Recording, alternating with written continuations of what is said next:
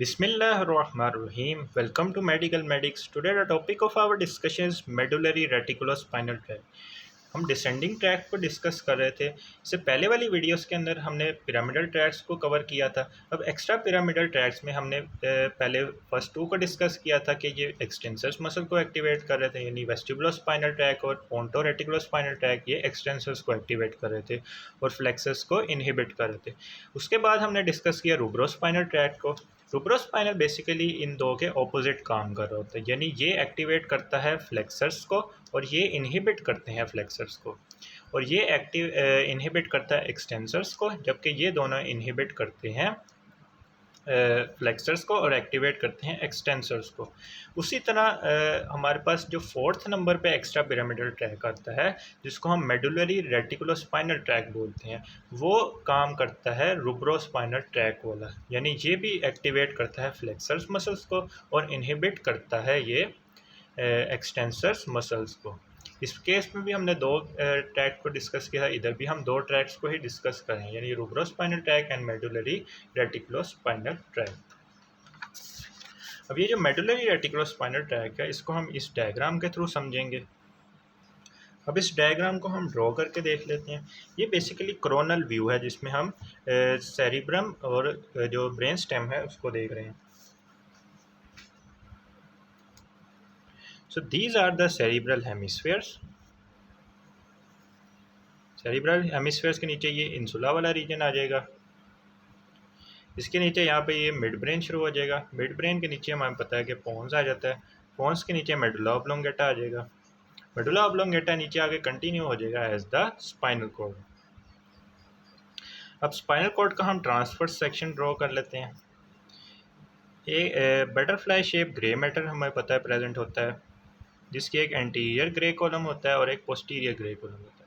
Posterior grey column involve होता है sensory information को कैरी करने में, जबकि जो एंटीरियर ग्रे कॉलम होता है वो मोटर फंक्शंस के अंदर इन्वॉल्व होता है। तो इसमें हम पर्टिकुलरली बात करेंगे, क्योंकि हम डिसेंडिंग ट्रैक्स की बात करें तो डिसेंडिंग ट्रैक मोटर इन्फॉर्मेशन को ही लेके जा रहे होते हैं, तो हम एंटीरियर कॉलम्स की बात करेंगे। अब हमें पता है कि जो थ्रू आउट ब्रेन स्टेम के थ्री कंपोनेंट्स होते हैं, mid brain, pons and medulla oblongata. इन तीनों के अंदर हमारे पास एक रेटिकुलर फॉर्मेशन हो रही होती है। रेटिकुलर फॉर्मेशन यानी this one is the reticular formation. अब ये जो रेटिकुलर फॉर्मेशन है ये होती क्या है? ये basically collection of neuronal cell bodies, यानी न्यूरॉन की सेल बॉडीज़ का कलेक्शन, उसके अलावा न्यूरॉन्स के जो फाइबर्स होते हैं उनकी कलेक्शन, यानी सेल बॉडीज़ का भी कलेक्शन है और जो फाइबर्स होते हैं उनका भी एक कनेक्शन होता है। अब इस रेटिकुलर फॉर्मेशन का काम क्या होता है? ये बेसिकली हमारे सेंट्रल नर्वस सिस्टम को जगा के रख रहा होता है, इसको कॉन्शियसनेस प्रोवाइड कर रहा होता है। अब हमने जब बात की थी कि पोंटो रेटिकुलोस्पाइनल ट्रैक की बात की थी, जो कि हमारे पास पोन्स वाले रीजन में प्रेजेंट था। अब आज की वीडियो में हम पर्टिकुलरली बात कर रहे हैं मेडुलरी रेटिकुलोस्पाइनल ट्रैक, यानी मेडुला के रीजन के अंदर जो रेटिकुलर फॉर्मेशन हो रही है उसके अंदर से जो फाइबर्स निकल रहे होते हैं उनको हम बोलते हैं मेडुलरी रेटिकुलोस्पाइनल फाइबर्स या ट्रैक्स।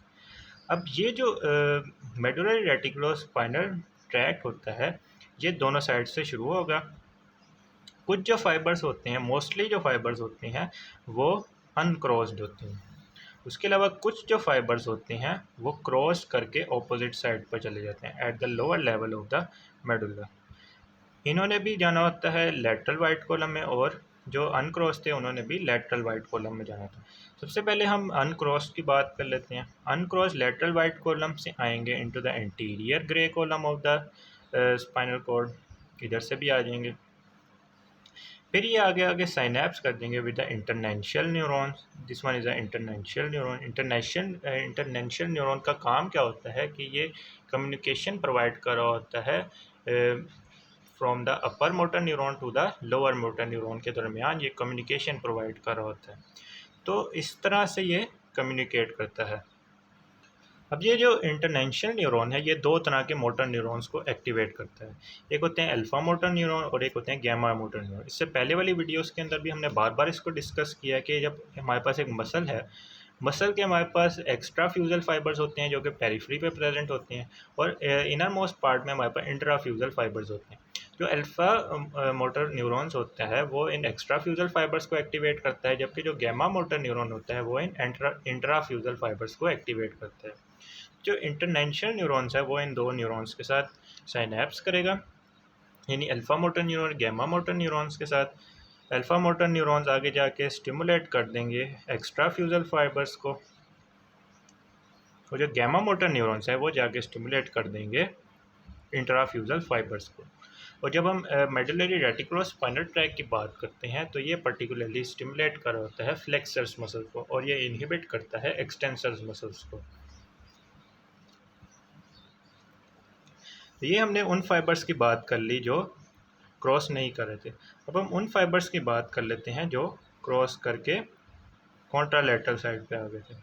ये भी मूव करेंगे into the lateral white column. Lateral white column से मूव करते हुए ये आ जाएंगे यहाँ पे, फिर ये मूव कर देंगे into the interior white column, interior grey column of the spinal cord. ये भी साइनैप्स करेंगे इंटरनेशनल न्यूरॉन्स के साथ, और ये अल्टीमेटली देन साइनैप्स करेंगे अल्फा मोटर न्यूरॉन्स के साथ और गैमा मोटर न्यूरॉन्स के साथ, और ये फिर अल्टीमेटली एक्टिवेट करेंगे एक्स्ट्रा फ्यूजल फाइबर्स को। अल्फा मोटर न्यूरॉन एक्टिवेट करेंगे और इंट्रा फ्यूजल फाइबर्स को गैमा मोटर न्यूरॉन एक्टिवेट करेंगे। उसके अलावा जो सेरिब्रल कॉर्टेक्स की एक्टिविटी होती है वो इस ट्रैक्ट को एक्टिवेट करती है, यानी यहाँ से कुछ फाइबर्स आएंगे सेरिब्रल कॉर्टेक्स से, जो कि आके इसको एक्टिवेट करेंगे। तो ये हमने बात कर ली मेडुलरी कोर्टिकोस्पाइनल ट्रैक्ट की। अब हम इसकी थ्योरी को देख लेते हैं। Throughout the brainstem, pons and medulla oblongata, यानी throughout the brainstem, group of scattered nerve cells and nerve fiber exist that are collectively called reticular formation. From medulla, neurons and axon which are crossed and uncrossed. कुछ fibres थे जिन्होंने cross किया था और कुछ ने cross नहीं किया था। अब ये फाइबर मूव करेंगे स्पाइनल कॉर्ड में as the medullary reticulospinal tract. They descend in the lateral white column and enter the interior grey column of spinal cord and में facilitate the alpha and gamma motor neurons. इन्होंने जाके activate कर दिया था या inhibit कर देंगे alpha and gamma motor neurons को। तो ये हमने मेडुलरी रेटिकुलोस्पाइनल ट्रैक की बात कर ली। अब ये जो हमने 4 ट्रैक्स पढ़ लिए हैं, इनमें से जो पहले 2 ट्रैक्स हैं यानी वेस्टिबुलोस्पाइनल ट्रैक एंड पोंटोरेटिकुलोस्पाइनल ट्रैक, ये एक्टिवेट कर रहे थे एक्सटेंसर्स मसल को और इनहिबिट कर रहे थे फ्लेक्सर्स मसल्स को।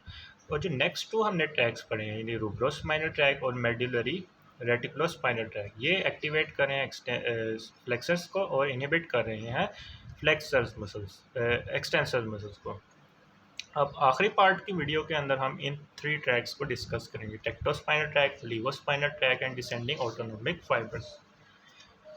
If you like this video then kindly share it with your friends and subscribe to my channel.